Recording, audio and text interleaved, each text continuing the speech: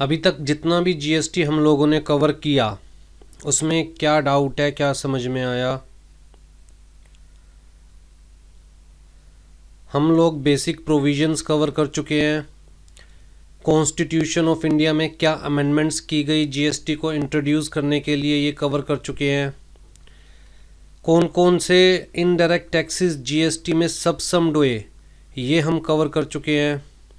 GST क्यों लाया गया, उसके पीछे का रीज़न क्या था, प्री जीएसटी सिनेरियो क्या था, पोस्ट जीएसटी सिनेरियो क्या रहा, ये चीज़ हम कवर कर चुके हैं।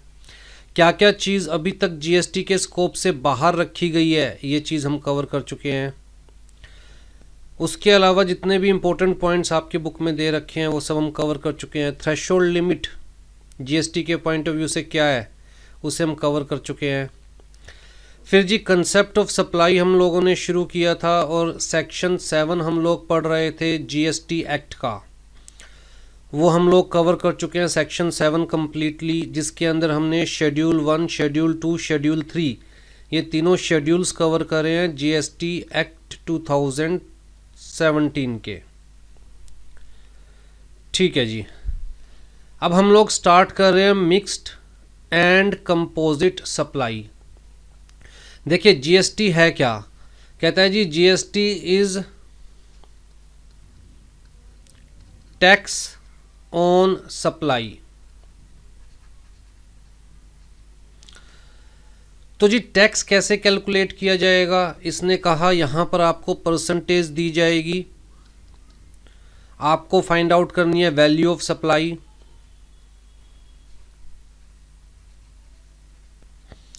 और वैल्यू ऑफ सप्लाई का उतना परसेंट जीएसटी चार्ज किया जाएगा। जैसे मान के चलिए अगर 18% जीएसटी है, वैल्यू ऑफ सप्लाई है 1000 रुपीज़, तो 1000 रुपीज़ का 18% जीएसटी हो गया, दैट इज़ 180 रुपीज़। बड़ा सिंपल सा कंसेप्ट है।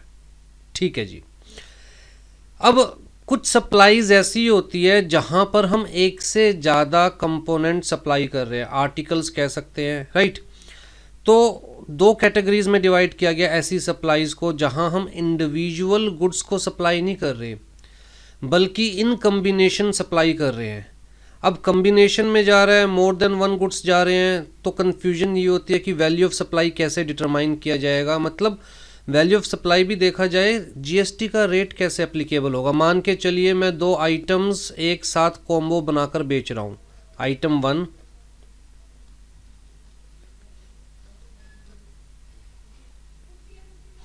आइटम 1 के ऊपर लेट से 12% जीएसटी एप्लीकेबल है, आइटम 2 के ऊपर लेट से 18% जीएसटी एप्लीकेबल है, और मैं बेच रहा हूँ कॉम्बो। वैल्यू भी क्लियर है कि लेट से ये पूरा कॉम्बो कितने का है, 300 रुपीज़ का। लेकिन इस 300 पे 12% अप्लाई की जाएगी जीएसटी या 18% अप्लाई की जाएगी, कंफ्यूजन यहाँ पर है। तो इस चीज़ के लिए लॉ ने कहा देखिए जी इस टाइप के कॉम्बोज को हम लोग दो कैटेगरीज में डिवाइड करते हैं। एक हो गया हमारे पास कंपोजिट सप्लाई और एक हो गया हमारे पास मिक्स्ड। अगर आप दो या दो से ज़्यादा आइटम्स, नेचुरली बंडल्ड आइटम्स कह सकते हैं हम उन्हें, जो कि बाय नेचर आपस में एक साथ ही सप्लाई किए जाते हैं, जैसे कि टीवी प्लस रिमोट। अगर हम चाहे तो रिमोट इंडिविजुअली भी परचेज कर सकते हैं। जो हमने टीवी परचेज किया है उसका रिमोट ख़राब हो गया है तो हम न्यू रिमोट इंडिविजुअली परचेज कर सकते हैं। लेकिन जब हम टीवी परचेज करते हैं तो साथ में रिमोट आता है, नो डाउट। या फिर मैं कहूँ जी पैकिंग चार्जेस, जब हम टीवी परचेज कर रहे हैं तो रिमोट भी आ रहा है साथ में, पैकिंग भी आ रही है साथ में, राइट। और हमसे कंबाइंड वैल्यू चार्ज की जाती है। लेट से टीवी के नाम का उन्होंने कहा जी आपको टीवी पड़ेगा 32,000 का, जिसके अंदर रिमोट हम आपको दे रहे हैं प्लस जो पैकिंग चार्जेस है सब हम इसके अंदर दे रहे हैं। इवन इसके अंदर हम आपको ट्रांसपोर्टेशन चार्जेस भी इंक्लूड करके दे रहे हैं, आपके घर पर फ्री ऑफ कॉस्ट टीवी पहुंचाया जाएगा।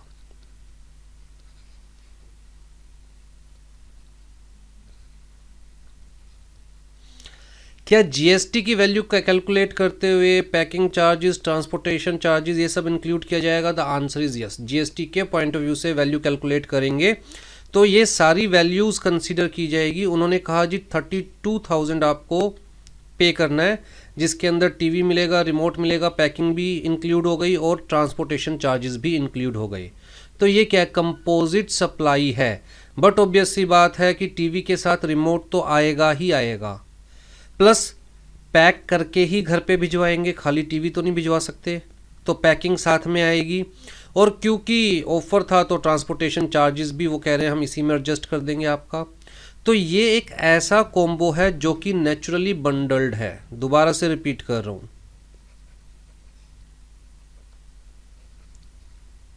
Naturally bundled. आपको इसी पॉइंट ऑफ व्यू से एग्जामिनेशन में देखना, एग्जाम्पल आता है तो, कि जो दो या दो से ज़्यादा चीज़ों की बात की जा रही है वो नेचुरली बंडल्ड है या फिर आर्टिफिशियली बंडल्ड है। आर्टिफिशियली बंडल्ड का मतलब क्या हो गया? कहता है जी आपने परचेज किया फेस पैक, आपको कहा जा रहा है जी फेस पैक के साथ साथ आपको लेट्स से क्रीम भी दी जा रही है, तो यहां कॉम्बो बनाया गया। लेकिन क्या फेस पैक के साथ क्रीम देना मैंडेटरी है? The answer is no. ये क्या नेचुरली बंडल्ड है? The answer is no. तो इसे हम कहेंगे आर्टिफिशियली बंडल्ड।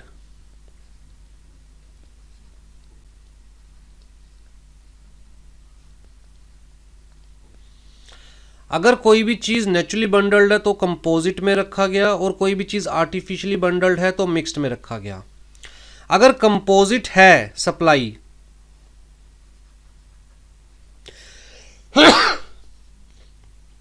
अगर सप्लाई कंपोजिट सप्लाई है तो लॉ ने कहा जी देखिए कोई ना कोई प्रिंसिपल आइटम जरूर पाएगी। तो हमें यहां क्या फाइंड आउट करना है? We have to find out principal item. जैसे कि अगर हम इसकी बात करें तो हम किसी को भी क्या बोलेंगे? हमने क्या परचेज किया है? हमने टीवी परचेज किया है। क्या हम ये कहेंगे कि हमने रिमोट परचेज किया? The answer is no. क्या हम ये कहेंगे कि पैकिंग परचेज किया? The answer is no. हमने क्या परचेज किया है? टीवी परचेज किया है। तो यहाँ प्रिंसिपल आइटम क्या हो गई? टीवी हो गई। और जो प्रिंसिपल आइटम के ऊपर जीएसटी एप्लीकेबल है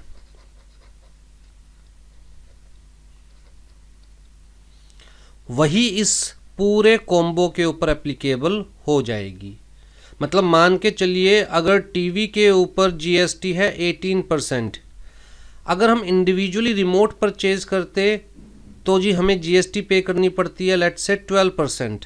लॉ ने कहा कंपोजिट अगर आपका सप्लाई है, मतलब नेचुरली बंडल्ड आपका आइटम है, तो उस केस के अंदर जो प्रिंसिपल आइटम है उसका जीएसटी आप देखिए कितना है, और वही जीएसटी पूरी वैल्यू पे चार्ज किया जाएगा। मतलब इस केस के अंदर 18% जीएसटी चार्ज किया जाएगा। ठीक है जी। मिक्स्ड सप्लाई के केस में लॉ ने कहा जी यहां पर देखिए highest,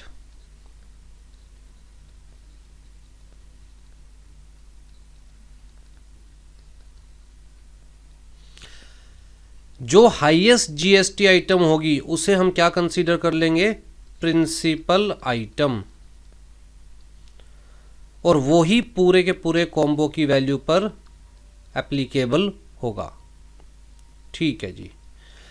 Composite supply is a supply made by a taxable person to a recipient consisting of two or more taxable supplies of goods or services or both or any combination thereof which are naturally bundled and supplied in conjunction, एक दूसरे के साथ ही generally supply की जाती है with each other in the ordinary course of business, one of which is a principal supply।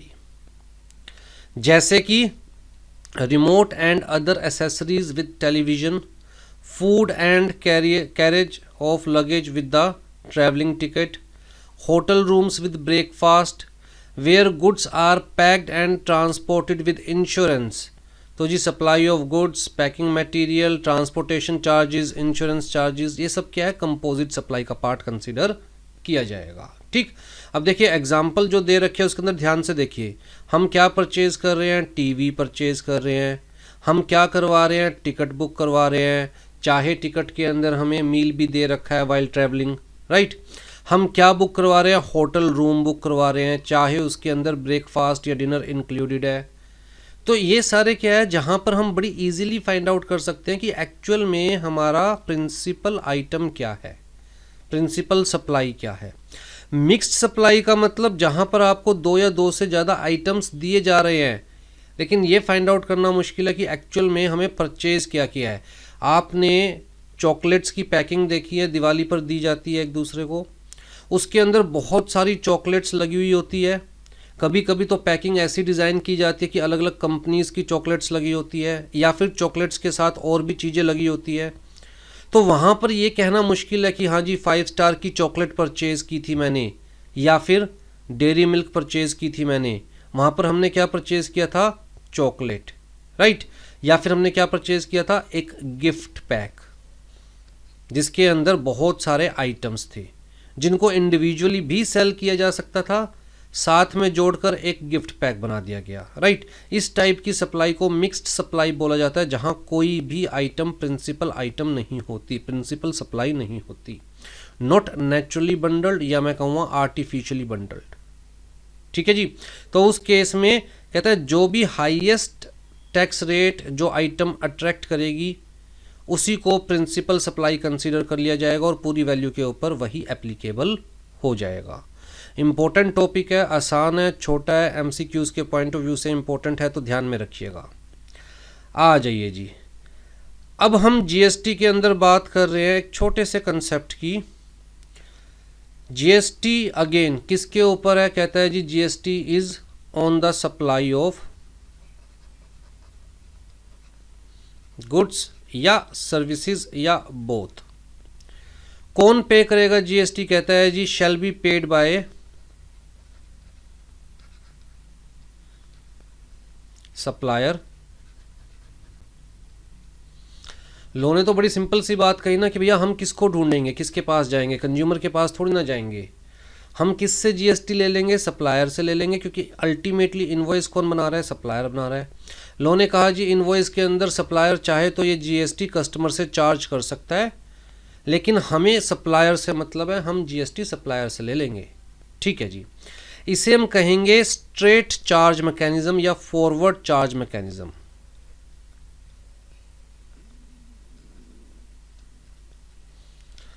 या मैं इसे कह सकता हूं कि भैया ये है नॉर्मल प्रोसेस।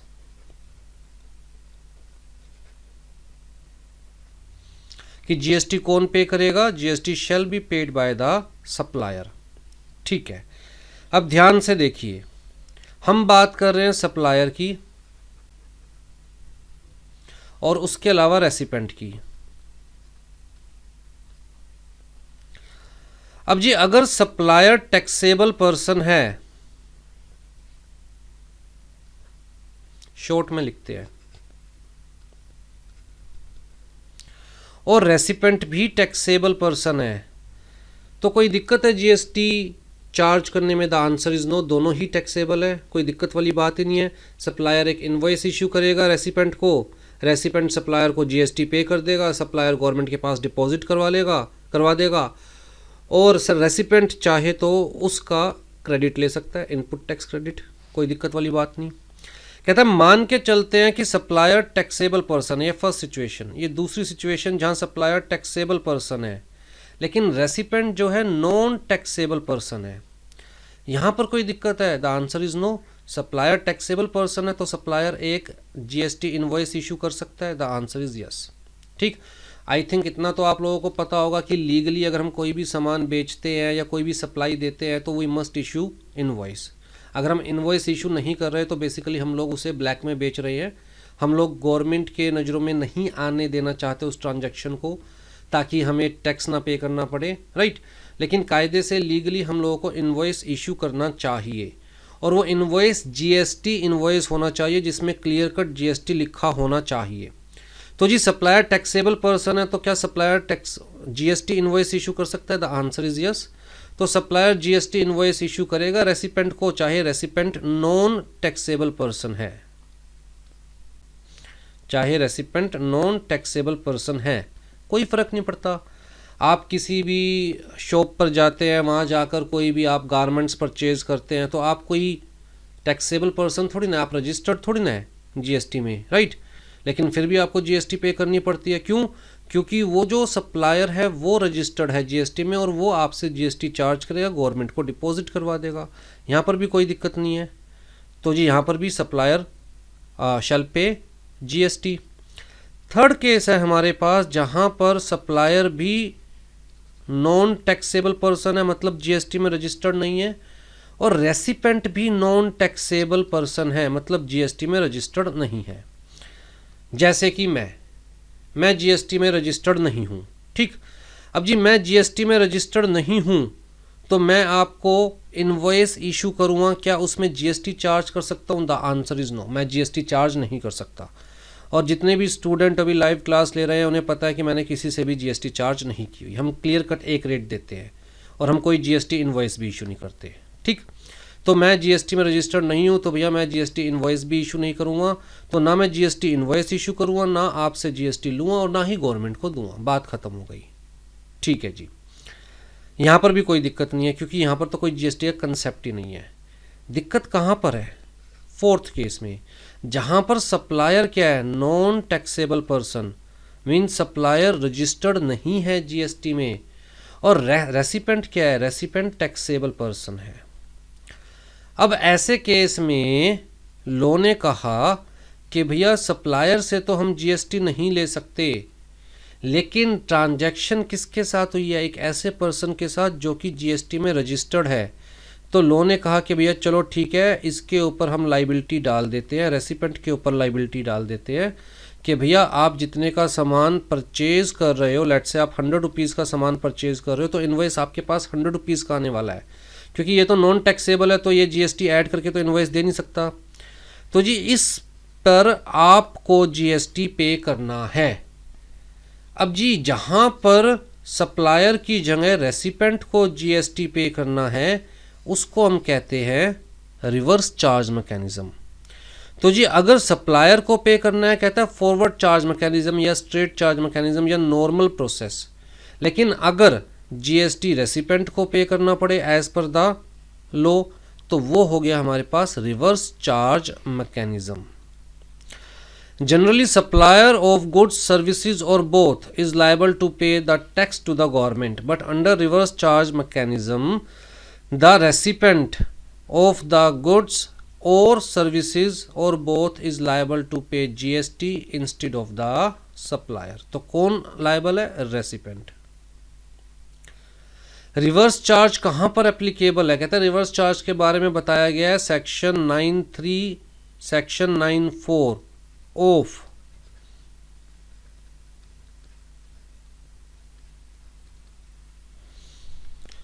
अब मैं इस चीज को हाईलाइट कर रहा हूं और आपसे रिक्वेस्ट कर रहा हूं कि इस सेक्शन को याद रखेंगे।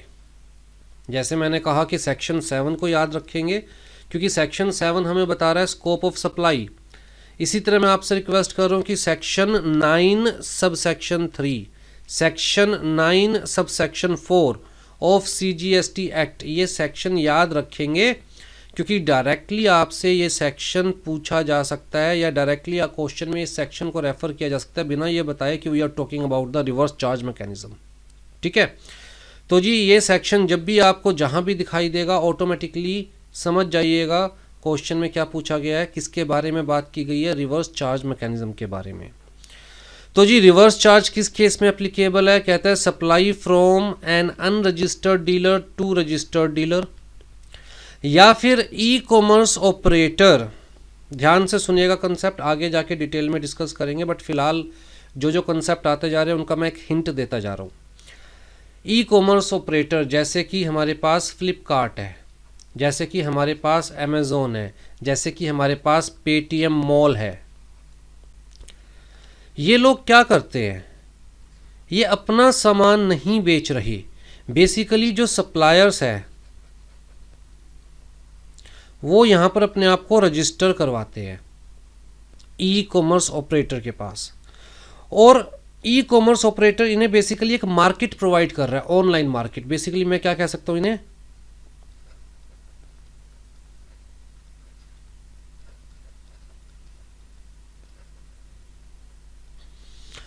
एक ऑनलाइन मार्केट प्रोवाइड कर रहा है और इसके थ्रू सप्लायर सामान बेच रहे हैं किसको? कंज्यूमर्स को।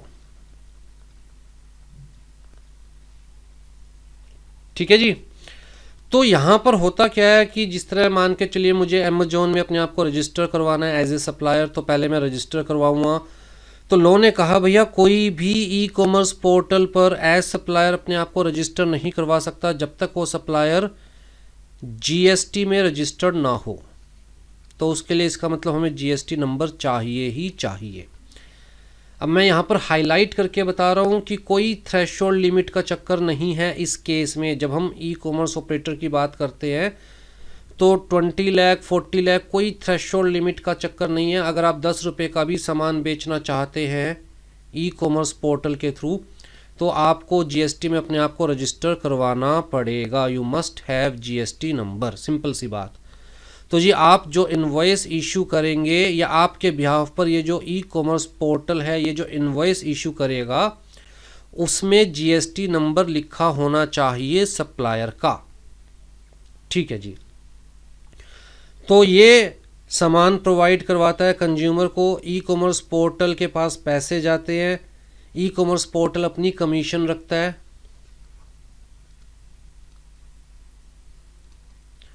और बाकी पैसे सप्लायर के अकाउंट में दे देता है। यहाँ पर कुछ भी कैश में नहीं होता। दोबारा से रिपीट कर रहा हूँ, ई कॉमर्स के केस में कुछ भी कैश में नहीं होता। अगर कैश में आप कोई सामान मंगवा भी रहे हो, जैसे अमेज़ोन पे ऑप्शन आती है कि पे कैश, राइट, पे at the time of delivery, अगर कैश में आप पे करते भी हो तो भी कैश ई कॉमर्स पोर्टल के पास जा रहा है, सप्लायर को तो पैसा अकाउंट में ही मिलेगा एज पर द लॉ। तो जी इन ई कॉमर्स पोर्टल के ऊपर गवर्नमेंट ने, जहां तक मुझे याद है शायद सेक्शन 54 है, सेक्शन 54 के अंदर कहा गवर्नमेंट ने कि भैया इन लोगों को 1%, इसे हम बोलेंगे tax collection at source, tax deduction at source नहीं, टैक्स कलेक्शन एट सोर्स।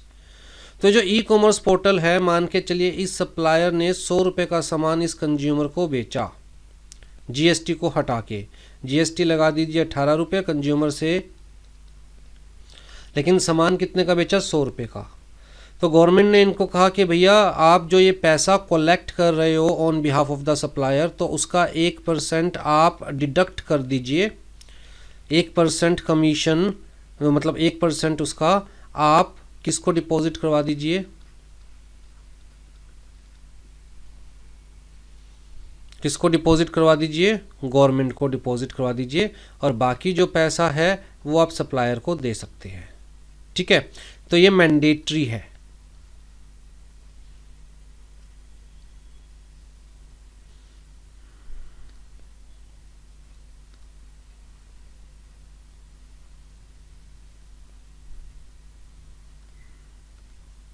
ये देखिए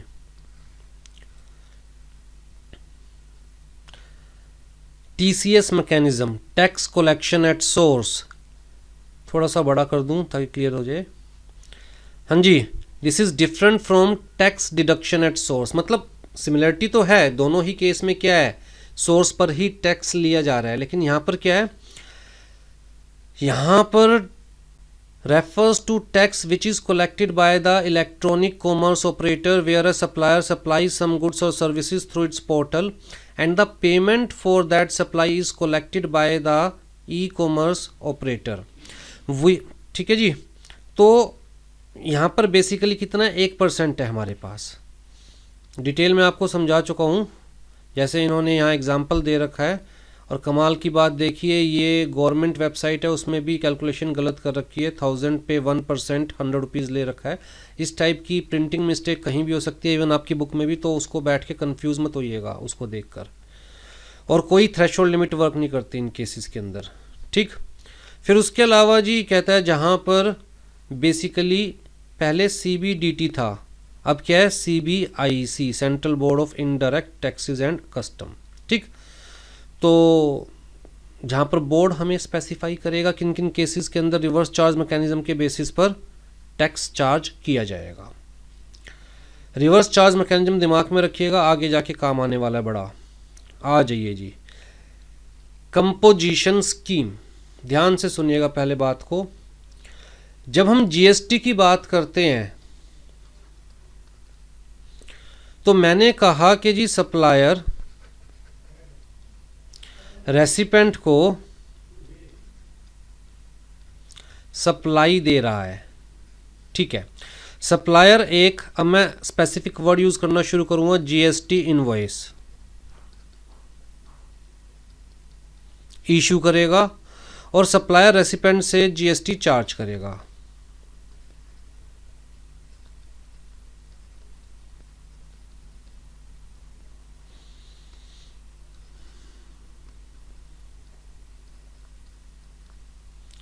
ठीक है जी, रेसिपेंट से सप्लायर जीएसटी चार्ज करेगा और उस जीएसटी को गवर्नमेंट के पास डिपॉजिट करवा देगा, ठीक है। मैंने आपको कहा जी जो ये रेसिपेंट है, अगर वो गुड्स को, सर्विसेज को, मतलब सप्लाई को बिजनेस के पॉइंट ऑफ व्यू से यूज करता है तो ये रेसिपेंट क्या क्लेम कर सकता है? इनपुट टैक्स क्रेडिट, ठीक है। अब जी इनपुट टैक्स क्रेडिट ये अवेल तो कर सकता है, लेकिन उसकी बहुत सारी रिक्वायरमेंट्स है। जैसे कि सबसे पहली रिक्वायरमेंट क्या है? प्रॉपर रिकॉर्ड्स मेंटेन करने पड़ेंगे रेसिपेंट को।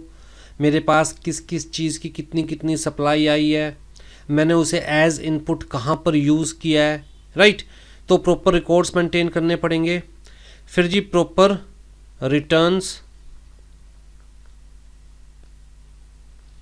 फाइल करनी पड़ेगी जीएसटी पोर्टल के ऊपर।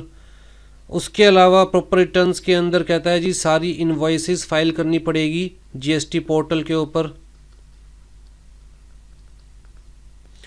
उसके अलावा लॉ ने कहा कि भैया हम आपको इनपुट टैक्स क्रेडिट तब देंगे जब ये सप्लायर हमें टैक्स पे कर देगा। जो आपने टैक्स सप्लायर को दिया है, जब ये सप्लायर हमें ये डिपॉजिट करवा देगा हमारे पास, तभी तो हम आपको इनपुट टैक्स क्रेडिट देंगे।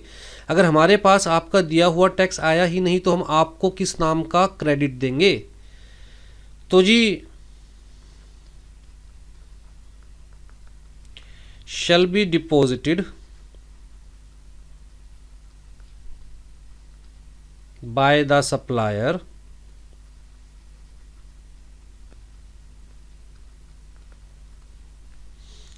अब कुल मिलाकर ये तो बड़ा झंझट है जी। हमें स्पेसिफिकली या तो टाइम डिवोट करना पड़ेगा इन सब चीज़ों के लिए, और टाइम नहीं है तो हमें स्पेसिफिकली प्रोफेशनल की हेल्प लेनी पड़ेगी। ऑल दो सब चीज़ें यहाँ पर ऑनलाइन है। मैंने आपको कहा था कि जी हमारे पास एक पोर्टल है जिसे हम बोलते हैं GSTN पोर्टल, राइट। तो स्पेसिफिकली आईटी नीड्स को कैटर करने के लिए ही GSTN पोर्टल हमने फर्स्ट लेक्चर में देखा था। अगर आपको याद ना हो, हमने ये भी देखा था कि ये एक कंपनी है which is registered under companies act 2013 और इसके अंदर किसका कितना स्टेक है, ठीक।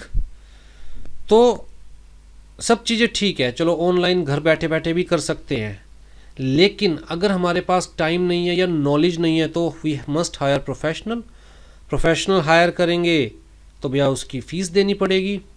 अब सब चीज़ें ठीक है, लेकिन for big businessman, what about small businessman?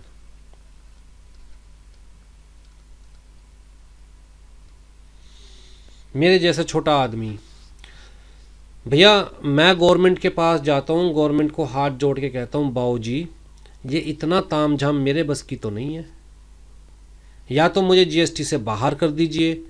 अगर जीएसटी से बाहर नहीं कर सकते, मेरी थ्रेशोल्ड लिमिट एक्सीड हो रही है, तो भी ये इतना ताम झाम मेरे बस की तो है नहीं। मैं तो छोटा बिजनेसमैन हूँ, मैं काम पर ध्यान दूंगा या इन सब चीज़ों पर ध्यान दूंगा? अगर मैं ये कंप्लाइंसेस करता रह जाऊंगा तो काम कब करूँगा? मजदूर आदमी हूँ भैया, दिन में 4 बार पढ़ाना पड़ता है तब जाके 2 वक्त की रोटी कमा पाता हूँ। अगर पढ़ूँगा तो ये सारे काम मैं कब करूँगा? और अगर मैं प्रोफेशनल हायर करूँगा तो मैं उसकी कॉस्ट अफोर्ड नहीं कर सकता। भैया मुझे ये ताम झाम नहीं चाहिए, मेरे लिए कोई सिंपल सी स्कीम निकाल दीजिए। तो स्मॉल बिजनेसमैन के लिए ये एक सिंपल स्कीम लेके आए जिसको इन्होंने कहा कंपोजिशन स्कीम।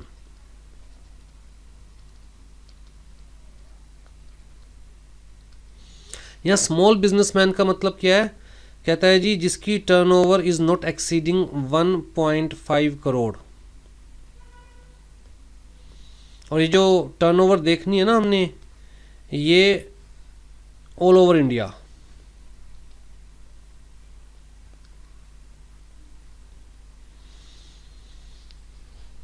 ठीक है जी, तो जिसकी turnover is not exceeding 1.5 crore उसको स्मॉल बिजनेसमैन मान के चला। इनिशियल जो कंपोजिशन स्कीम है, मैं यहां लिख रहा हूं इनिशियल, या मैं लिख दूं मेन,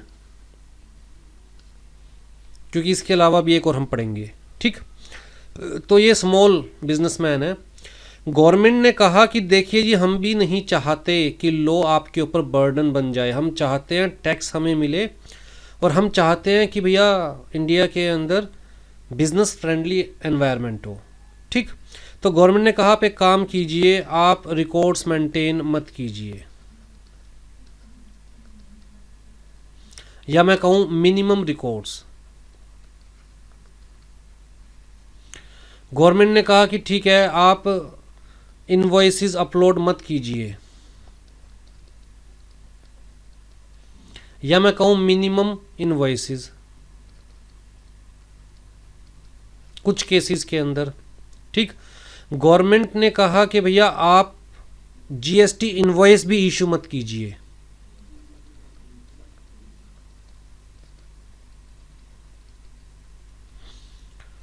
और आप हमें सिर्फ एक स्मॉल परसेंटेज ऑफ टैक्स दे दीजिए।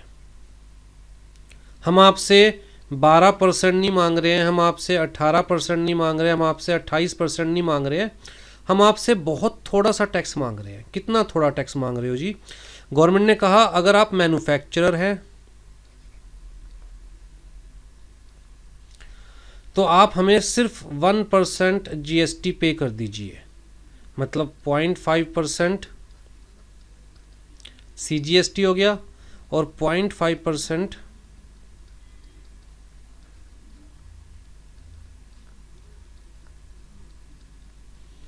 एसजीएसटी। अगर स्टेट के अंदर ट्रांजैक्शन हो रही है और यूनियन टेरिटरी में ट्रांजैक्शन हो रही है तो यूटीजीएसटी। अगर आप सर्विस प्रोवाइडर है,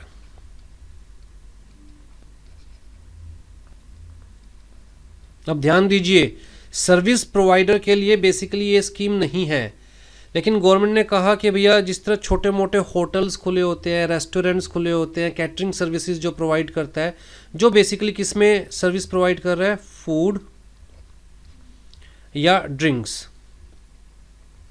excluding non alcoholic drinks, food या drinks excluding non alcoholic drinks. दोबारा से रिपीट कर रहा हूँ, राइट। तो सिर्फ इन सर्विस प्रोवाइडर के लिए आप कह सकते हैं जो रेस्टोरेंट्स हैं, कैटरर्स हैं, राइट, शादियों में कैटरिंग का काम करते हैं या घर पर कैटरिंग की सप्लाई देते हैं, उनके लिए गवर्नमेंट ने कहा भैया 2.5% आप सीजीएसटी दे दीजिए, 2.5% आप एसजीएसटी या यूटीजीएसटी, मतलब टोटल मिला के मैक्सिमम कितना। ठीक है, अगर आप अदर्स हैं जैसे कि ट्रेडर्स, तो उस केस के अंदर गवर्नमेंट ने कहा, मैं भूल गया कितना कहा, लेट मी चेक,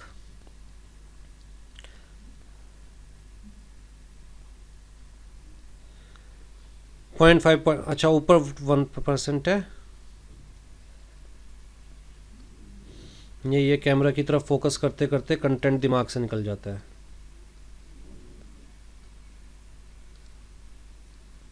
और यहाँ 0.5%।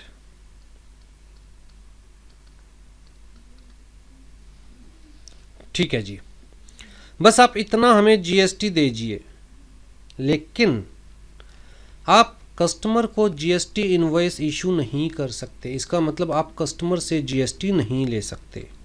पहली कंडीशन क्या कही गई?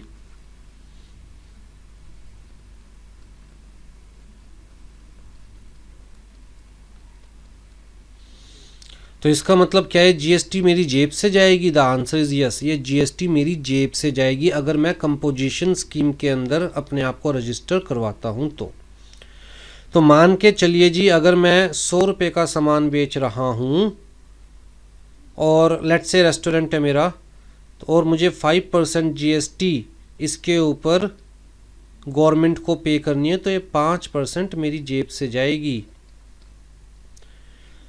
दूसरी कंडीशन क्या कही कि जो जीएसटी आप पे कर रहे हो उसका कोई क्रेडिट नहीं मिलेगा।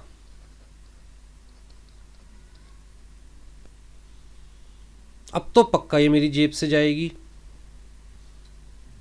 राइट।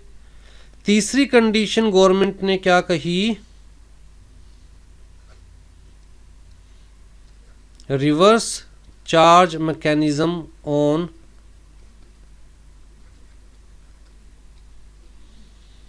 इनपुट के ऊपर, जो आप इनपुट मंगाएंगे उसके ऊपर भी जीएसटी आपको पे करनी है।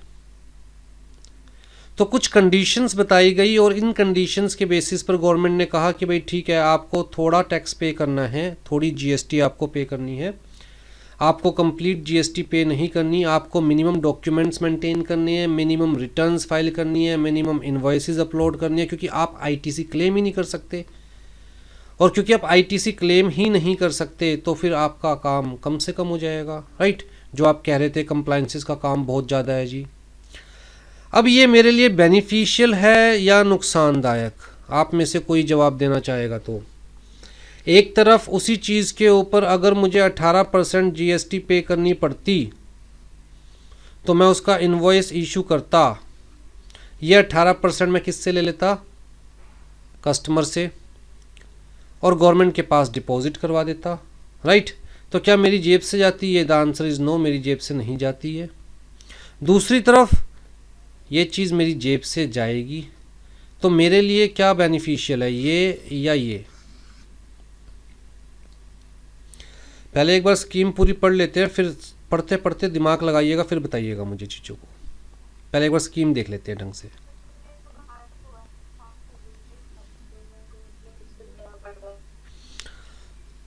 प्रिया, फिर भी एक बार स्कीम देखते हैं पहले, फिर बताइएगा। इतने तक थोड़ा सा आप माइंड चलाते रहिएगा।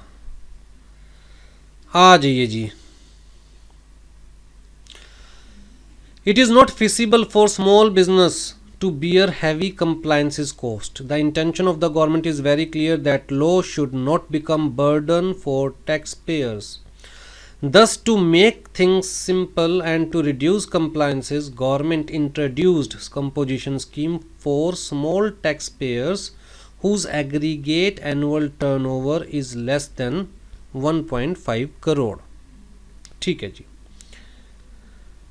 और जो हमारे पास स्पेशल स्टेट्स हैं, जो हम स्टार्टिंग से स्पेशल स्टेट्स पढ़ते आ रहे हैं, उस केस में बट ऑब्वियस सी बात है, अगर यहाँ पर एग्रीगेट टर्नओवर नॉर्मल स्टेट्स के अंदर 1.5 करोड़ दे रखा है, तो स्पेशल स्टेट्स के अंदर टर्नओवर कितनी दे रखी है, shall not be exceeding 75 lakh.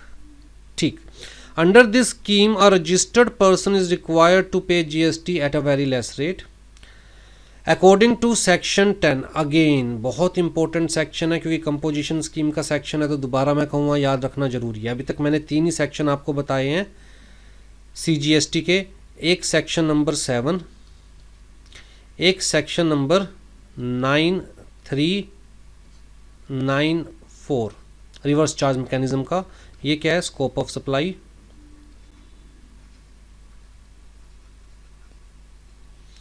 ये रिवर्स चार्ज मैकेनिज्म। और हम पढ़ रहे हैं सेक्शन नंबर 10, वो क्या है, बेसिकली कंपोजिशन स्कीम। तो बहुत इंपॉर्टेंट सेक्शन है, याद रखिएगा। हाँ जी। Notwithstanding anything to the contrary contain in this act. इस एक्ट में चाहे कुछ भी किसी भी सेक्शन में दे रखा हो एक्सेप्ट दिस, क्योंकि अगर रिवर्स चार्ज मैकेनिज्म के अंदर आप कवर हो रहे हैं तो you can not opt composition scheme. ठीक। A registered person whose turnover, aggregate turnover in the preceding financial year, section के अकॉर्डिंग तो इन्होंने दे रखा है 50 लाख, लेकिन कह रखा है कि रूल्स के अंदर गवर्नमेंट चाहे तो इस लिमिट को इंक्रीज़ कर सकती है, और हमने देखा कि गवर्नमेंट ने लिमिट इंक्रीज़ कर दी, और एट प्रेजेंट नॉर्मल स्टेट्स के अंदर लिमिट क्या है, 1.5 करोड़। ठीक है जी। कितना टैक्स पे करना है वो भी देख लिया। यहाँ पर मैं हाईलाइट करूँगा, इस पार्ट को दोबारा से हाईलाइट कर रहा हूँ। सर्विसेज के केस में, सर्विसेज के केस में सिर्फ कौन सी सर्विसेज कवर की गई है,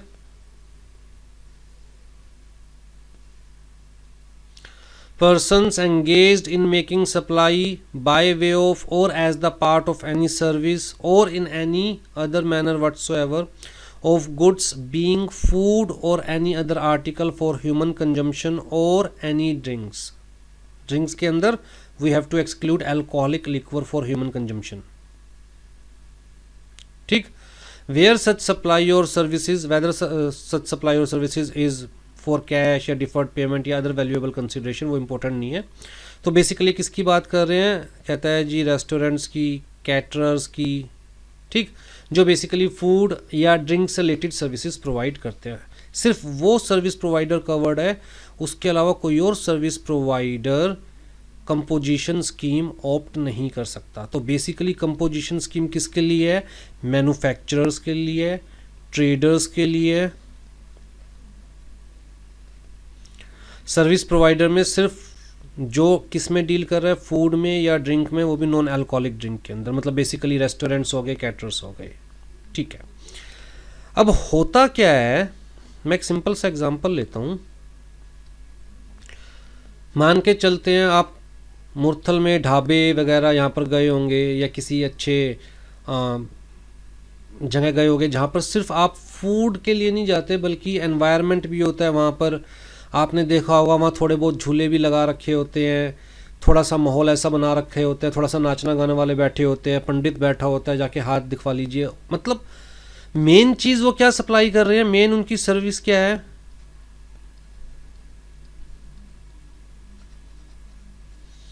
आप वहाँ जाते खाना खाने के लिए ही है. जैसे कि हवेली वगैरह है मुरथल में, तो आप जाते वहाँ मेन सप्लाई उनकी क्या है, फूड, ड्रिंक, नॉन अल्कोहलिक. ठीक, अब जब मेन सप्लाई ये है तो क्या ये कंपोजिशन स्कीम ऑप्ट कर सकते हैं, यस, कंपोजिशन स्कीम ऑप्ट की जा सकती है.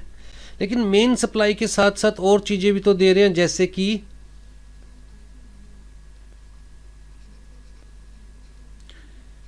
कि एंटरटेनमेंट,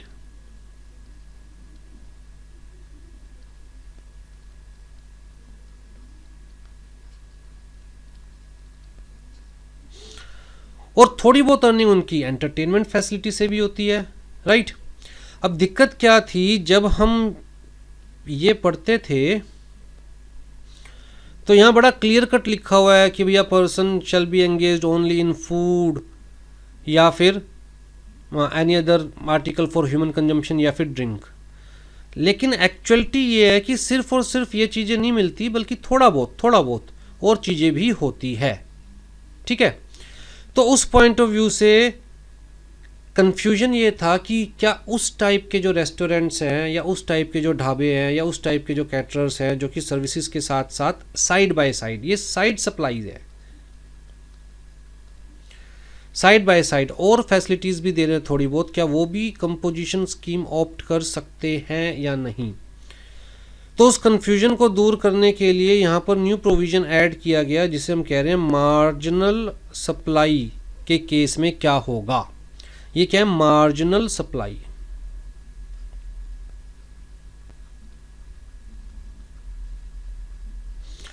भाई फूड के साथ साथ थोड़ी सी और चीज़ें भी प्रोवाइड की जा रही है. तो लॉ ने कहा कि अगर आपकी मेन सप्लाई ये है और ये सिर्फ मार्जिनल सप्लाई है, सिर्फ मार्जिनल सप्लाई है, तो अलाउड है, आप चाहे तो आप भी कंपोजिशन स्कीम को ऑप्ट कर सकते हैं. अब ये मार्जिनल सप्लाई है या नहीं है वो कैसे डिसाइड किया जाएगा. लॉ ने कहा कि हम आपको पैरामीटर दे रहे हैं, वो पैरामीटर देखिए ध्यान से. जो आपकी मार्जिनल सप्लाई है उससे मैक्सिमम टर्नओवर कितना है आपका, 10% ऑफ द टर्नओवर आपका मैक्सिमम कितना है मार्जिनल सप्लाई से इन द प्रीसीडिंग फाइनेंशियल ईयर. तो मान के चलिए जी आपका टर्नओवर है लेट्स से 1 करोड़ का, तो 1 करोड़ में से मिनिमम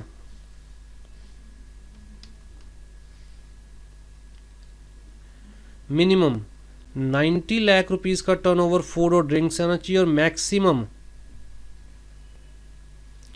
10 लाख रुपीस का टर्नओवर मार्जिनल सप्लाई से, अदर सप्लाई से आना चाहिए. और rupees 5 lakh whichever is higher. तो 10%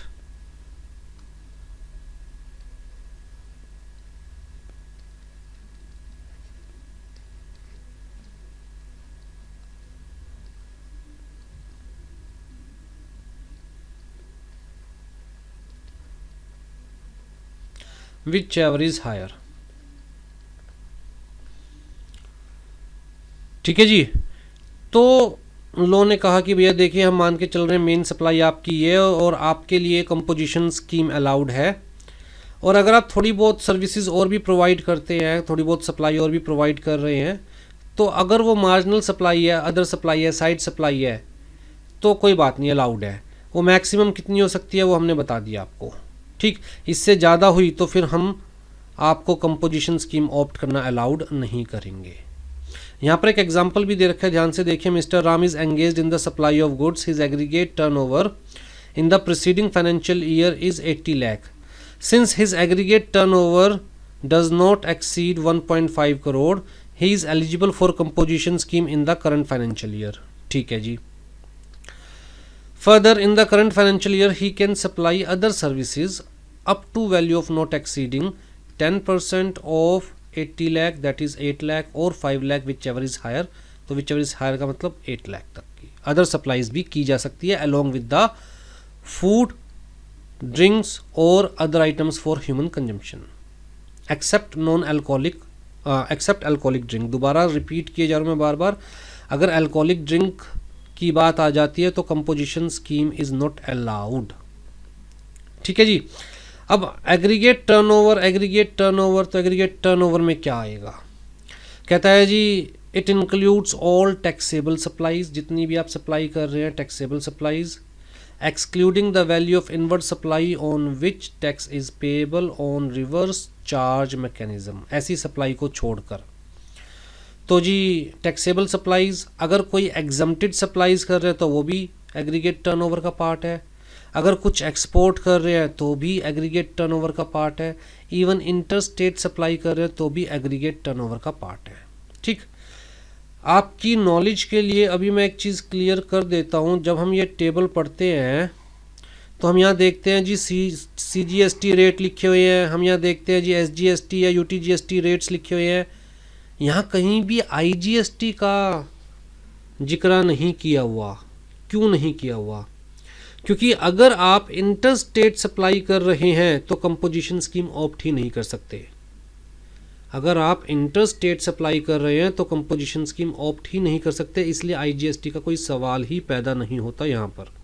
तो कंपोजिशन स्कीम कौन ऑप्ट कर सकता है? जो कि इंट्रा स्टेट सप्लाई कर रहा है, विद इन द स्टेट या with in the union territory. ठीक है जी।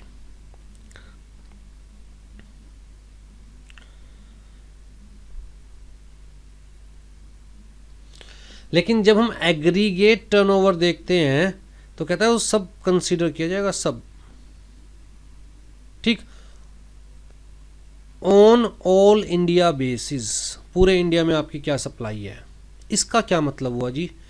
इसका मतलब ध्यान से देखिएगा। मान के चलते हैं मेरी ही 2 यूनिट्स हैं,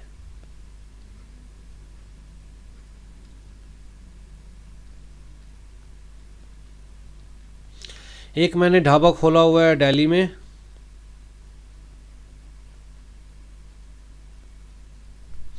और एक मैंने ढाबा खोला हुआ है हरियाणा में। ठीक, अब जी मेरी ही दोनों यूनिट्स है तो पैन नंबर सेम होगा। जब मेरा पेन सेम है तो इसी पेन के बेसिस पर दिल्ली में रजिस्ट्रेशन होगी, इसी पेन के बेसिस पर हरियाणा में रजिस्ट्रेशन होगी, और ये दोनों एंटिटीज़ आपस में क्या कहलाएगी?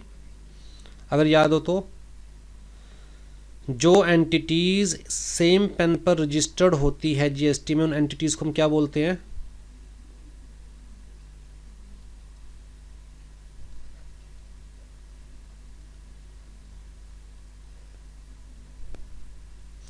Distinct person. क्या बोलते हैं? Distinct person. तो लो ने कहा जब हम आपकी एग्रीगेट टर्नओवर देख रहे हैं तो सिर्फ इंडिविजुअल इसकी नहीं देखेंगे, इसकी भी देखेंगे प्लस इसकी भी देखेंगे, टोटल मिलाकर इन एग्रीगेट आपकी turnover shall not be exceeding the threshold limit, जो कि कंपोजिशन स्कीम में कितनी है 1.5 करोड़। ठीक है।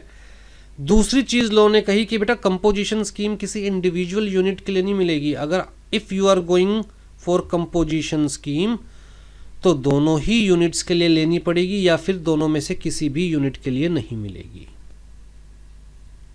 ठीक है जी। तो सारी सप्लाईज देखनी है, सारी, चाहे वो टैक्सेबल सप्लाईज है, चाहे वो एग्जम्प्टेड सप्लाईज है, चाहे वो एक्सपोर्ट है, लेकिन इवन इंटरस्टेट। लेकिन कहता है जी ये जो सप्लाईज हम देखेंगे तो इनवॉइस पे देखेंगे भाई कितना इनवॉइस जनरेट हुआ है किसी भी चीज़ का, तो इनवॉइस में तो जीएसटी भी इंक्लूडेड होती है, तो इनवॉइस की वैल्यू में से exclude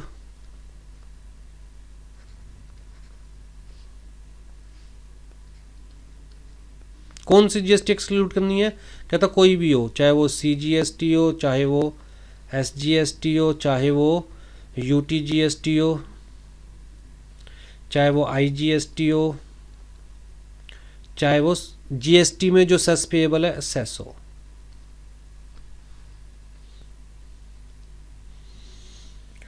but excludes central tax, state tax, union territory tax, integrated tax या cess.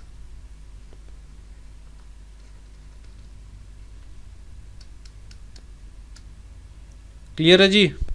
Who can opt for the composition scheme, पहली कंडीशन तो ये क्लियर है आई थिंक, थ्रेशोल्ड लिमिट मतलब turnover, aggregate turnover shall not exceed 1.5 crore. दूसरी, he is not engaged in the supply of services, तो ऊपर हम देख चुके हैं कि सिर्फ एक ही टाइप के सर्विस प्रोवाइडर के लिए कंपोजिशन स्कीम अलाउड है, और वो जो कि फूड में या ड्रिंक्स में डील कर रहे हैं, राइट, मतलब फॉर ह्यूमन कंजम्पशन। ठीक है। He is not engaged in making any supply of goods which are not leviable to the tax under this act. तो अगर आप ऐसे किसी भी गुड्स की सप्लाई में एंगेज्ड है, जो कि हम ऊपर पढ़ चुके हैं, petroleum, crude, high speed diesel, motor spirit, natural gas, aviation turbine fuel, alcoholic liquor for human consumption, अगर किसी भी इस टाइप की गुड्स की सप्लाई में एंगेज्ड है तो you cannot opt for composition scheme. He is not engaged in making any interstate outward supplies of goods और सर्विसेज। ध्यान से देखिए, आप सप्लाई ले तो सकते हैं बाहर से, इनपुट की सप्लाई बाहर से ले सकते हैं, but you cannot supply outside the state. ठीक है।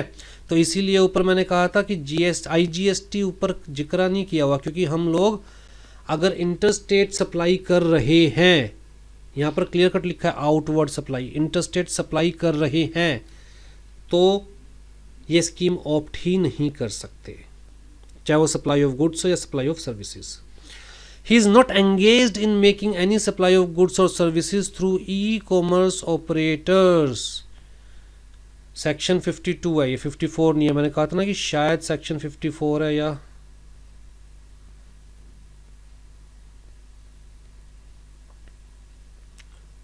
52 है।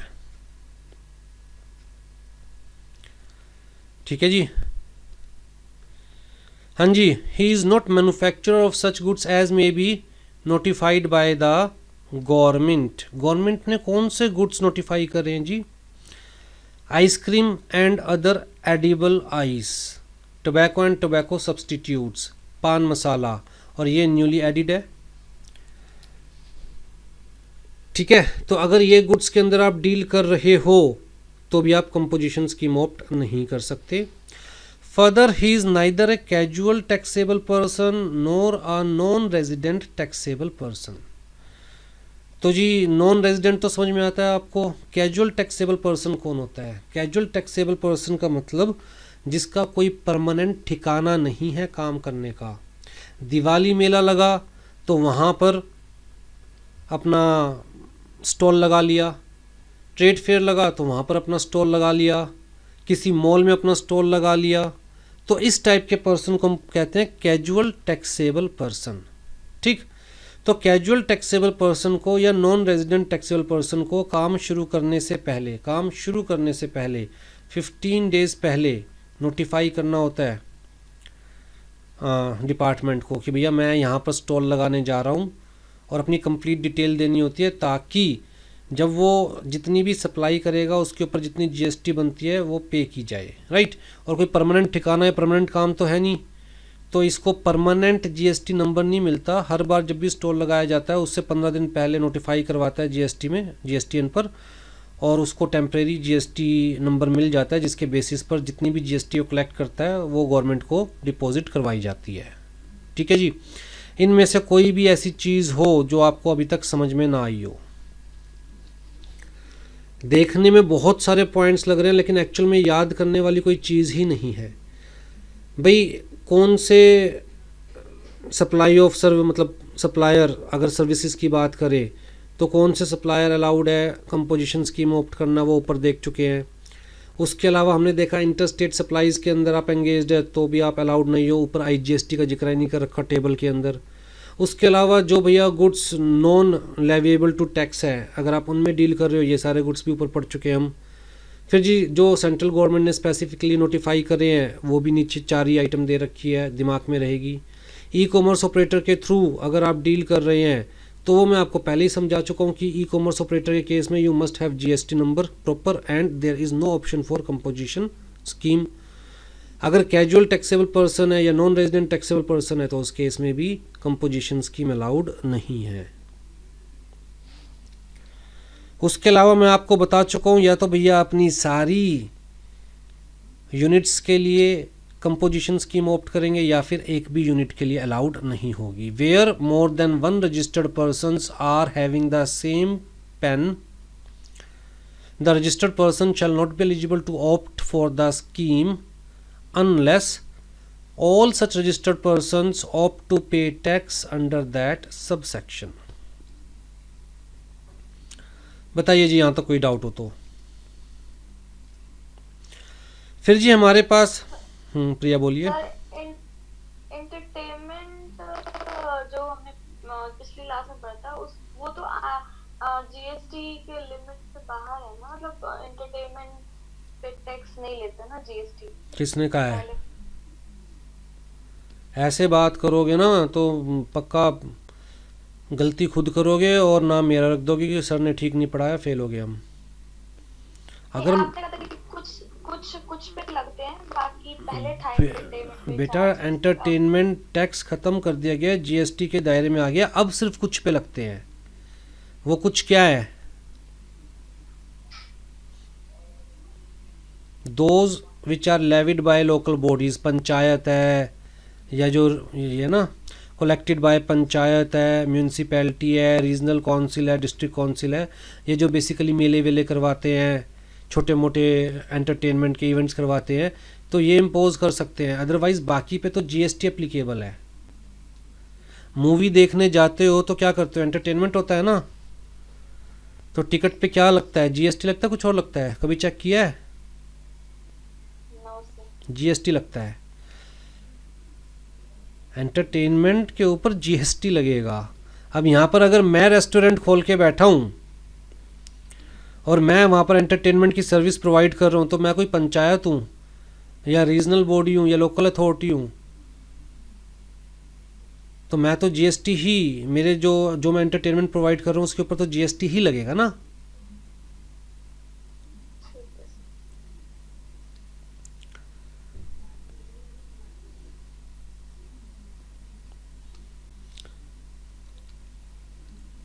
लिस्ट बड़ी छोटी सी है बेटा जिसपे जीएसटी नहीं लगना, बाकी तो सब पे जीएसटी लगना है। हाँ जी। फिर रूल 5 ऑफ सीजीएसटी रूल्स ने बताया हमें कि भाई कौन कौन यहाँ पर ऑप्ट कर सकता है, कौन कौन ऑप्ट नहीं कर सकता। तो यहाँ पर क्लियर कट कहा गया, following the person exercising option to pay tax under section 10। दोबारा से रिपीट कर रहा हूँ, सिमिलरली इसी तरह से पूछा जा सकता है under section 10, under section 9394, under section 7। तो जो सेक्शंस इंपॉर्टेंट है मैं सिर्फ उन्हें ही हाईलाइट कर रहा हूँ, मैं हर सेक्शन को हाईलाइट नहीं कर रहा हूँ। तो डायरेक्टली ये पूछा जा सकता है और ये पता होना चाहिए under section 10 of CGST act. ओ हो, इवन CGST भी खा जाएंगे, इवन CGST भी हो सकता है खा जाए, सिंपल लिख दे अंडर सेक्शन 10। तो दिमाग में होना चाहिए कंपोजिशन स्कीम की बात की जा रही है। Shall comply the following conditions, क्या ये कंडीशन हम ऊपर पढ़ चुके हैं। He shall neither a casual taxable person nor a non resident taxable person. ठीक है जी। दूसरी चीज, the goods held in stock by him have not been purchased from an unregistered supplier और where purchased he pays the tax on the reverse charge mechanism basis.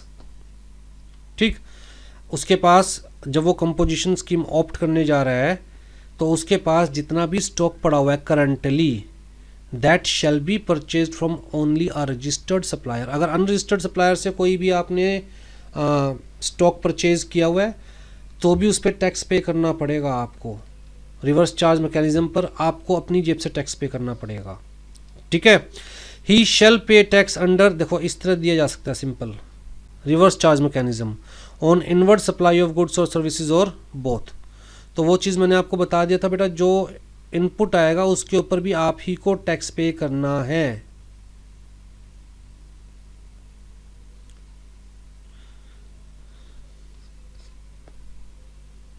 ध्यान रखिएगा, input पे भी आप ही को टैक्स पे करना है और जो GST जेब से जानी है वो भी आप ही की जेब से जानी है और कोई इनपुट टैक्स क्रेडिट भी नहीं मिलने वाला।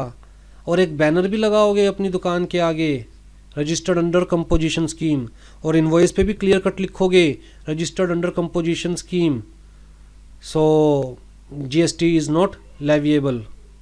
क्लियर कट बिल पे लिखा होना चाहिए ताकि किसी को गलत फहमी ना रहे कि भैया हाँ GST पे करनी पड़ेगी, क्योंकि आप चार्ज नहीं कर सकते सामने वाले से। तो कुल मिलाकर अगर दोबारा से एग्जांपल देखूं, जो मैंने आज स्पेस छोड़ दिया था कि भैया आप मान के चलिए 100 रुपये का आउटपुट सामने वाले को दे रहे हैं, जिसके ऊपर लेट से आप यहाँ पर कवर हो रहे हैं 5% आपको GST पे करनी है।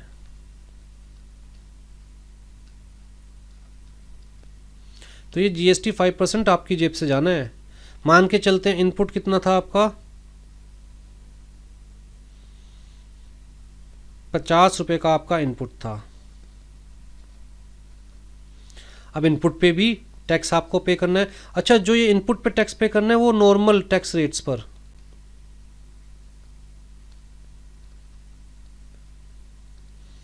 जो इनपुट पे टैक्स पे करना है रिवर्स चार्ज मैकेनिज्म के बेसिस पर, वो नॉर्मल टैक्स रेट पर पे करना है। अब जी मान के चलते हैं इसके ऊपर भी आपने टैक्स पे किया, GST पे करी लेट से 18%, तो 9 रुपये कितना हो गया, एक तरह से 59 का आपको इनपुट पड़ गया, क्योंकि इनपुट टैक्स क्रेडिट तो ले ही नहीं सकते। तो जो GST आपकी जेब से जा रही है वो कॉस्ट है आपकी, एक तरह से 59 का आपको क्या पड़ गया इनपुट, और 5 रुपये ये भी आपकी जेब से जा रहा है। तो जी 59 + 5 64, और आउटपुट कितने का दे रहे हो आप, 100 का। तो आपको बच क्या रहा है,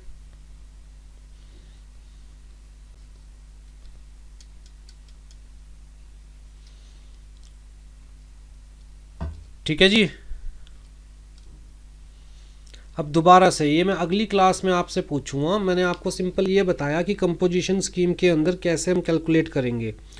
जो आउटपुट पे टैक्स पे किया जाएगा वो भी आपकी जेब से जाएगा, चाहे वो सब्सिडाइज्ड रेट पर टैक्स पे किया जा रहा है। जो इनपुट पे टैक्स पे करना है वो भी आप ही को करना है, वो भी नॉर्मल रेट से टैक्स पे करना है, राइट। तो मैं तो सिंपल सा आपको समझा दिया। अब आप नॉर्मल टैक्स मतलब नॉर्मल GST स्कीम ऑप्ट करते हो तो क्या आउटपुट आएगा, और कंपोजिशन स्कीम ऑप्ट करते हो तो क्या आउटपुट आएगा, और कौन सा आपके लिए बेटर रहेगा, थोड़ा सा कॉपी पर दिमाग मार के देखिएगा, चीज़ें याद भी रहेगी और पता चलेगा कंसेप्ट कितना क्लियर हुआ है आपका। तो नेक्स्ट क्लास में फिर डिस्कस करेंगे इस चीज़ को। हाँ जी, he was not engaged in the manufacture of goods, ये चीज़ हम ऊपर पढ़ चुके हैं. He shall mention composition taxable person not eligible to collect tax on supplies on the top of bill, ये भी मैं आपको बता चुका हूँ. He shall mention the word composition taxable person on every notice or signboard displayed at a prominent place at his principal place of business and at every additional place or place of businesses. हर जगह जहाँ भी वो board लगाएगा clear cut लिखना है भैया I am registered under composition scheme. ठीक है जी. वैसे मैं आपको एक सिंपल सी बात बताता हूँ, जहाँ पर हम लोग जनरली आउटिंग के लिए जाते हैं तो वहाँ नियरली 8 या 9 रेस्टोरेंट्स हैं.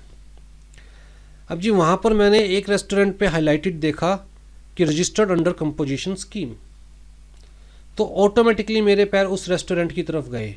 क्यों? क्योंकि अगर इन जनरल हम 2-3 जने भी बाहर जाते हैं और प्रॉपर वे में लेते हैं, मील लेते हैं, तो नियरली 1500 से 2000 रुपये का बिल आ जाता है.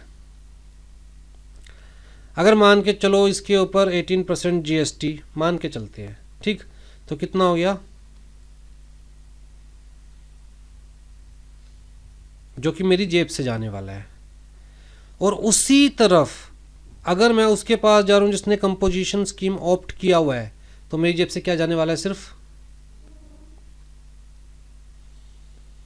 तो मुझे काफ़ी यहाँ पर डिफरेंस दिखाई दे रहा है. तो ऑटोमेटिकली मेरे पैर वहीं पर ही जाने शुरू हो गए जिसने कंपोजिशन स्कीम ऑप्ट कर रखी है.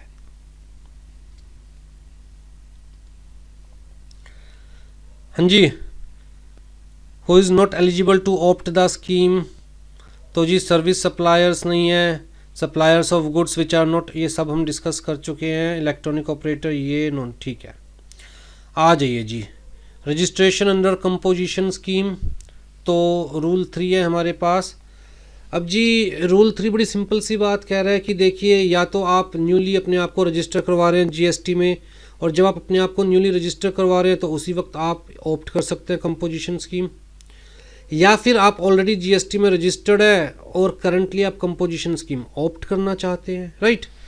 तो अगर आप अपने आप को न्यूली रजिस्टर्ड करवा रहे हैं, in case of new registration, आपको क्या याद रखना है, आपको मैक्सिमम ये याद रखना है कि जी part B of form GST registration 01 part B हमें फिल करना है. ठीक है. तो it will be consider as intimation कि you are going to opt composition scheme. अगर आप अपने आप को स्विच कर रहे हैं तो उस केस में you must file intimation in this form GST composition 02. ठीक. और अगर आप स्विच कर रहे हैं तो इसका मतलब आप ऑलरेडी GST में रजिस्टर्ड है, आप ऑलरेडी बिजनेस कर रहे हैं, आपके पास कुछ ना कुछ स्टॉक होगा, तो आपको साथ साथ ये फॉर्म भी अपलोड करना है. और ये फॉर्म जो अपलोड करना है ये बेसिकली रिलेटेड टू स्टॉक. ठीक. मैंने यहाँ पर फॉर्म्स की ये दे दिया है, कौन सा फॉर्म किस चीज़ के लिए है. तो ये जो CMP 3 है, intimation of detail of stock and inward supplies from unregistered person. ठीक. ये किस लिए, क्योंकि हम ऊपर पढ़ चुके हैं कि अगर आपके पास कंपोजिशन स्कीम ऑप्ट करते हो, कोई भी स्टॉक पड़ा हुआ है और वो स्टॉक आपने अनरजिस्टर्ड पर्सन से लिया हुआ है, मतलब उस स्टॉक के ऊपर कोई टैक्स पेड नहीं है, अनरजिस्टर्ड पर्सन से लिया तो टैक्स पेड नहीं है, तो भैया रिवर्स चार्ज बेसिस पर आपको उस स्टॉक पे टैक्स पे करना पड़ेगा. तो उसके पॉइंट ऑफ व्यू से आपसे ये फॉर्म भी लिया जाता है. ठीक है जी.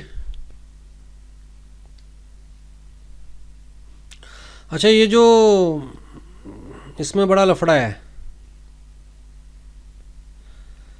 सेक्शन में लिखा हुआ है, मतलब रूल्स में लिखा हुआ है 60 डेज,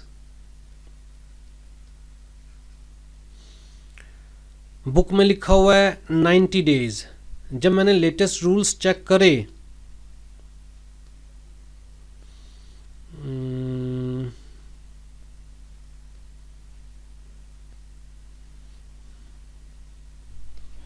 जब मैंने लेटेस्ट अपडेशंस चेक करी तो उसमें अमेंड करके लिख दिया है 120 डेज, 180 डेज, 80 डेज.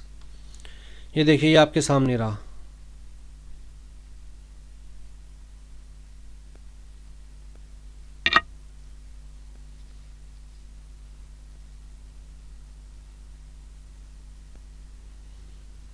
ठीक है, तो 90 डेज को ऑलरेडी अमेंड किया जा चुका है। कितना? 180 डेज। और ये अमेंडमेंट जो थी वो आ गई थी 23 जनवरी 2018 में, मतलब काफ़ी पहले ये अमेंडमेंट आ चुकी थी। बट फिर भी आपकी बुक में, जो कि लेटेस्ट अपलोडेड है ICSI की वेबसाइट पर, और जो कि उन्होंने लिखा हुआ है अपडेटेड 4 जून 2022, उसमें अभी भी 90 डेज़ लिखा हुआ है। तो जी देख लीजिएगा, मैं तो एज़ पर बुक 90 डेज़ यहाँ लिख दिया है, क्योंकि MCQs में एक्सप्लेन करने का तो आपको मौका मिलेगा नहीं कि नहीं जी अपडेशन हो चुकी है और 180 डेज़ हो चुका है। बट ठीक है, देख लीजिएगा, मैंने एज़ पर बुक, जो आपकी बुक के हिसाब से 90 डेज़ दे रखा है, मैंने वही लिखा है नोट्स के अंदर, क्योंकि जून 2022 तक तो यही अपडेशन एप्लीकेबल है एज़ पर योर सिलेबस। ठीक है जी। आ जाइए जी, lapse of option of composition scheme. अगर ये जो थ्रेशोल्ड लिमिट है इसे एक्सीड करते हो तो कंपोजिशन स्कीम ख़त्म। मान के चलिए किसी फाइनेंशियल ईयर में ऑलरेडी आप 95 लाख रुपीज़ की सप्लाई, 95 लाख नहीं, अब तो 1.5 लाख की होगी ना लिमिट, पहले 1 करोड़ की थी, अब 1.5 करोड़ की हो चुकी है। मान के चलिए कि आप ऑलरेडी 1.45 करोड़ की सप्लाई कर चुके हैं। आज है लेट्स से 30 मार्च, अभी तक कितनी सप्लाई कर चुके हैं? 1.45 करोड़ की। एक और ट्रांजैक्शन करने जा रहे हैं, एक और सप्लाई करने जा रहे हैं, वो आप करने जा रहे हैं लेट्स से 7 लाख की। अब आपको पता है ये दोनों मिलकर with in the financial year exceeding 1.5 crore हो जाएगा। तो लो कहता है भैया कंपोजिशन स्कीम आपकी यहीं पर ही खत्म होगी। इवन ये जो ट्रांजैक्शन है, this transaction is outside composition scheme. जो लास्ट ट्रांजैक्शन है जहां पर आप ये लिमिट क्रॉस कर दोगे 1.5 करोड़ की, इवन वो last transaction is outside the scope of composition scheme, और इसके ऊपर आपको नॉर्मल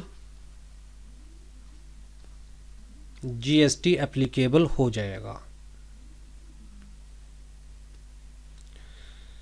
ठीक है जी। अगर आप खुद से विड्रॉ करना चाहते हैं तो आपको फॉर्म दे रखा है, वो नीचे टेबल दे रखे हो, टेबल याद कर लीजिएगा MCQs के पॉइंट ऑफ व्यू से।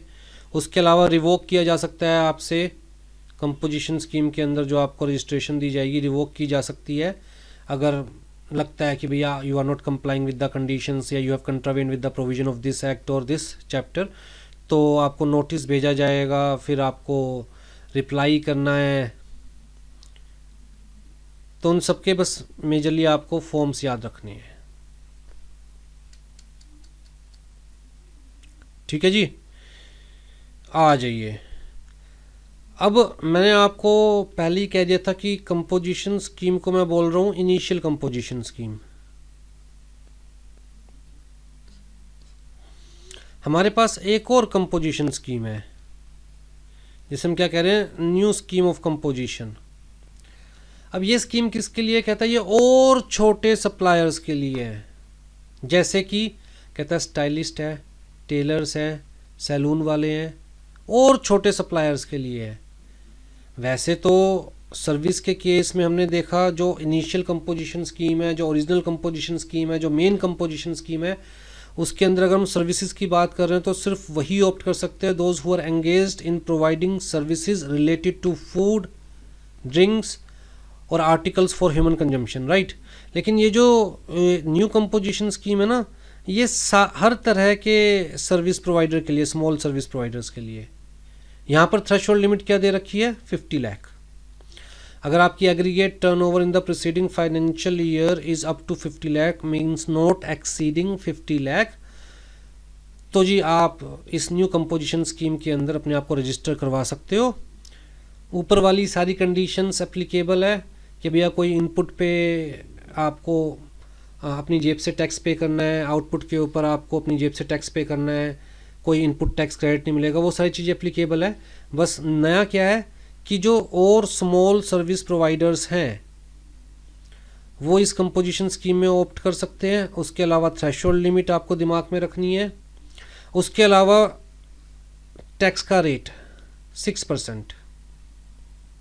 ठीक, ऊपर हमने देखा था कि मैन्युफैक्चरर के केस में 2% था, सर्विस प्रोवाइडर के केस में 5% था, ट्रेडर के केस में 1% था। यहाँ पर क्या है 6%।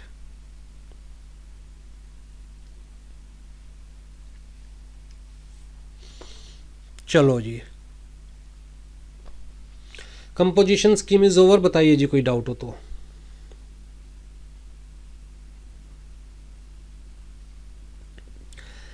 एग्जम्पशंस अंडर जीएसटी बड़ा ही छोटा सा टॉपिक है। सेक्शन नंबर 11 के अंदर बता रखा है कि भैया जनरल एग्जम्पशंस भी दी जा सकती है, स्पेसिफिक एग्जम्पशंस भी दी जा सकती है। अगर एग्जामिनेशन पॉइंट ऑफ व्यू से पढ़ना है सिर्फ, तो जो ऊपर लिखा हुआ है उसको यहाँ टेबल में समराइज कर रखा है कि जनरल एग्जम्पशन क्या है, बाय नोटिफिकेशन दी जा सकती है। स्पेशल एग्जम्पशन क्या है, by special order. General notification he by special order, specific order. ठीक, जनरल एग्जम्पशन जो होती है, दिस इज गुड स्पेसिफिक या सर्विसेज स्पेसिफिक। लेट्स से ये पेन है, डिजिटल पेन दिखाई दे रहा है आपको, ये डिजिटल पेन के लिए सर्विस दे देंगे, एग्जम्पशन नोटिफिकेशन दे देंगे कि भैया डिजिटल पेन पे फॉर द टाइम बिंग कोई टैक्स एप्लीकेबल नहीं है, जीएसटी एप्लीकेबल नहीं है, राइट। तो any supplier supplying these notified goods और services can enjoy the exemption.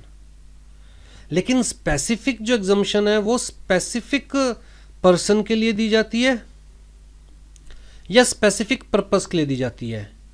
जो इस पेन को गरीब बच्चों को पढ़ाने के लिए यूज़ कर रहा है उसके लिए इस पेन पे जीएसटी एग्जम्प्टेड, बाकी सबको इस पेन पे जीएसटी देनी है, राइट। तो goods are generally chargeable but exempted in special circumstances and hence not available to all persons generally. General जो एग्जम्पशन दी जाती है दैट मे बी एब्सोल्यूट और मे बी कंडीशनल। एब्सोल्यूट का मतलब कोई भी डील कर रहा है, जैसे मान के चलिए एल्यूमिनियम है, तो कोई भी एल्यूमिनियम प्रोड्यूस कर रहा है तो भैया वो एग्जम्प्टेड है। या ये कहा जा सकता है कि कम से कम इतना प्रोड्यूस कर रहे हो तो एग्जम्प्टेड है। जैसे बेसिकली एक्सपोर्ट के केस में होता है ना, गवर्नमेंट एक्सपोर्ट इंक्रीज़ करना चाहती है तो गवर्नमेंट कहती है कि अगर आप इससे ज़्यादा अमाउंट का एक्सपोर्ट कर रहे हो तो आपकी कस्टम ड्यूटी एग्जम्प्टेड हो जाएगी। तो वहाँ पर कंडीशन आ गई। तो जो जनरल एग्जम्पशन है that may be absolute, may be conditional, may be complete, may be partial. ऐसा भी हो सकता है कंप्लीट एग्जम्पशन मिल जाए कि कोई जीएसटी पे नहीं करनी। ऐसा भी हो सकता है या ये कहा जाए जितनी जीएसटी एप्लीकेबल है उसका 25% पे करना है या 50% पे करना है। तो may be partial, may be total exemption. और जब हम स्पेशल एग्जम्पशन की बात करते हैं तो इट इज़ ऑलवेज टोटल। यहाँ पर देखिए जी बहुत सारे ऐसे आइटम्स हैं जो कि एग्जम्प्टेड है, लेकिन ये कुछ आइटम्स हैं जो कि स्पेसिफिकली आपकी सिलेबस में कवर किए गए हैं। अनब्रांडेड आटा, बेसन, मैदा, चक्की पे जाते हो और वहाँ जो चक्की लगा रखी है जिसने उससे आटा परचेज करते हो तो क्या जीएसटी पे करते हो? The answer is no, that is unbranded, right. लेकिन अगर आप ब्रांडेड आटा परचेज करते हो जो कि पैक्ड होता है, जैसे कि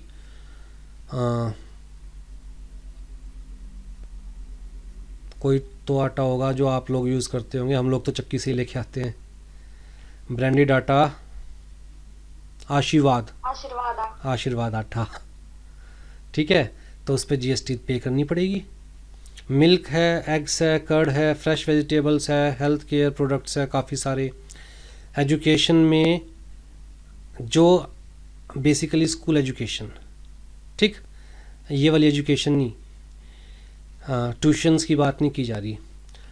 सर्विसेज बाय द गवर्नमेंट, जैसे कि पोस्ट ऑफिस की जो सर्विसेज है, सर्विसेज बाय द आरबीआई, फिर services by the employees state insurance corporation, employees provident fund organisation, insurance regulatory and development authority, तो ये एग्जम्प्टेड है। बताइए जी, आज का जो कंटेंट मुझे कवर करवाना था वो कंप्लीट हुआ और आई थिंक काफ़ी आराम से कवर करवाया है। अगर कोई डाउट हो तो बताइए।